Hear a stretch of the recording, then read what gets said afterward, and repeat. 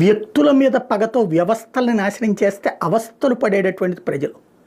ఒకప్పుడు కర్ణముల వ్యవస్థ మీద కోపంతో గ్రామీణ ప్రాంతాల్లో బలమైనటువంటి శక్తులుగా ఉన్నటువంటి కర్ణములకి ఉన్న విలువ మున్సబులకు ఉండట్లేదు, సర్పంచులకు ఉండట్లేదు అన్నటువంటి కోపంతో కర్ణముల వ్యవస్థ రద్దు చేసి అవతల పడేశారు ఎన్టీఆర్. దాని పర్యవసానం ఇన్ని దశాబ్దాలుగా ఆంధ్రప్రదేశ్ ఫేస్ చేస్తూనే ఉంది. స్థానిక వివాదాలు, భూ వివాదాలు కర్ణముల లెవెల్లో పరిష్కారం అయిపోయేవి, సింపుల్గా పరిష్కారం అయిపోయేవి. అలాంటిది ఇవాళ లక్షల కేసులు పెండింగ్.